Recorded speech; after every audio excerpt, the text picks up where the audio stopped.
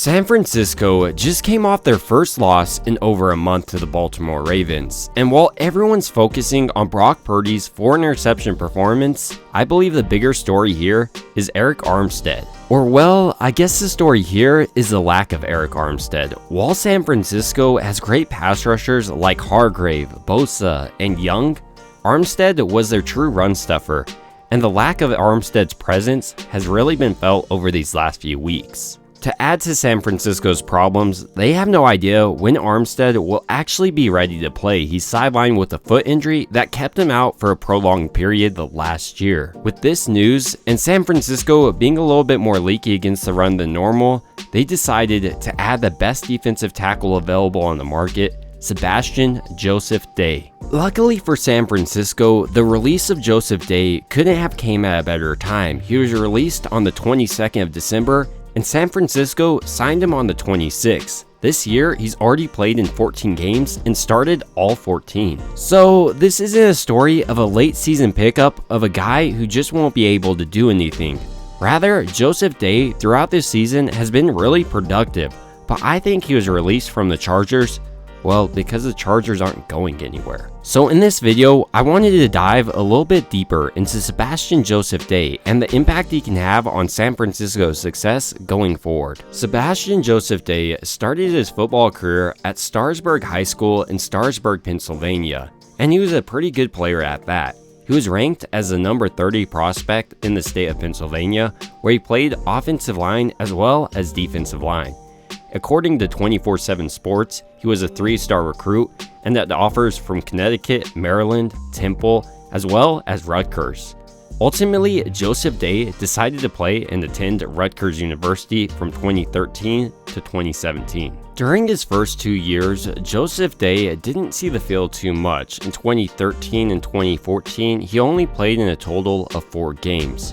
But in 2015 to 2017, he would see his role expanded, playing in 11 games each of these years. Across his time at Rutgers, Joseph Day played in 37 total games, had 90 tackles, 14.5 for loss, 3.5 sacks, 2 forced fumbles, and 1 fumble recovery. And with that, Joseph Day decided to enter the NFL draft. And when scouts flipped on the field, the first thing they noticed was Joseph Day's size. He came in right around 6'4", 300 pounds. And while this size might not impress them because of the position he plays in, what's impressive is his 4.97 40-second 40. And he also had an amazing 10-yard split of 1.68 seconds. In comparison, San Francisco's other defensive tackle, who they broke the bank for, ran his 10-yard split in 1.7 seconds and his 40-yard dash in 4.93 seconds. This is all to say, San Francisco just added another absolute freak athletically on their defensive line. And while this may not be a big deal for some teams, San Francisco's defensive line coach, Chris Kaczmarek, prioritizes it in his players. He even has a metric that the analytics department for San Francisco helped him create, and it was called GTFO, or really how quickly a player was able to get off the ball. And let me tell you, Joseph Day has a GTFO you want. Joseph Day's ability to get off the ball quickly wasn't the only thing scouts absolutely loved about him. He also had extremely quick and strong hands. Day was also able to routinely navigate double teams, and he made his presence felt every time he stepped on the field. For example, the explosiveness and quickness that I was speaking about helped him really chase down several ball carriers in the backfield. But they still had questions about Joseph Day's ability to get to the quarterback. Despite Day's quickness, he really wasn't getting to the quarterback too much during college. But he did really see an uptick in production in this manner during his pro days. And while Joseph Day is definitely considered much more of a run stuffer than someone to get after the quarterback, San Francisco frankly doesn't need any more of those players, but rather they need another big body that's able to stop the run, and Joseph Day is it. After scouts did have the opportunity to break down Joseph Day's film though, they saw him as a later round pick. And they were right, because Joseph Day was drafted by the LA Rams in the 6th round, 195th overall of the 2018 NFL Draft. As a rookie, Joseph Day didn't play in a single game, but that didn't stop him from putting in that work that offseason and during that season to become the regular season starter his sophomore year in 2019. In his first year starting, he played in 16 games, had 44 tackles, 2 sacks, and 5 tackles for loss. The next year, Day would once again be the full-time starter, starting in 16 games, 55 tackles, with 1 sack and 1 tackle for loss. 2021 would be the year Joseph Day would win the Super Bowl, and also his last year with the Rams. During this year, he played in a total of 7 games, but he was hindered most of the year due to a torn pec. But he did make it back in time for the Super Bowl. During his time with the Rams, Day was the clear captain of this team and an integral part of their line's success over the years. And the Chargers, when they were looking around to sign a defensive tackle, decided Joseph Day was their guy and signed him to a 3-year, $24 million contract.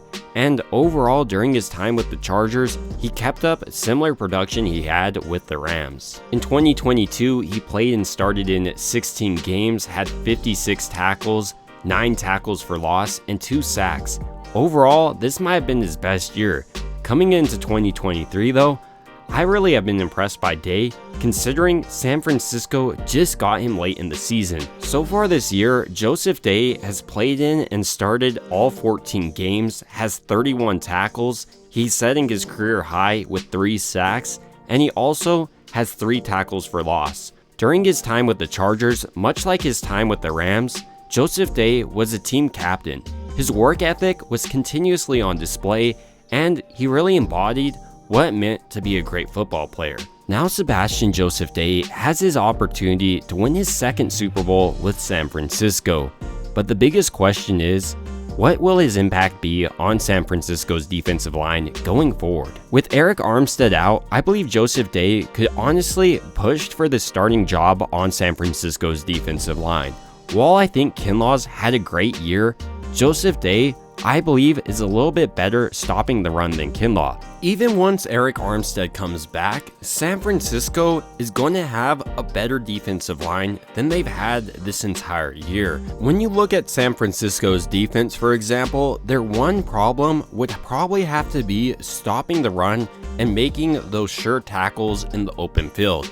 With Joseph Day, you get a player who's able to do both of those things at a high level. When you further consider Joseph Day is going to get one of the best defensive line coaches across the entire league in Chris Kasarik, who matches his skill set perfectly, you can see why I believe Joseph Day will have a great rest of his year with San Francisco. But ultimately, these are just my thoughts on San Francisco signing Joseph Day, and I'd like to hear your thoughts down below. It would also mean a ton to me if you liked and subscribed. And as always, I hope you guys have a great rest of your day.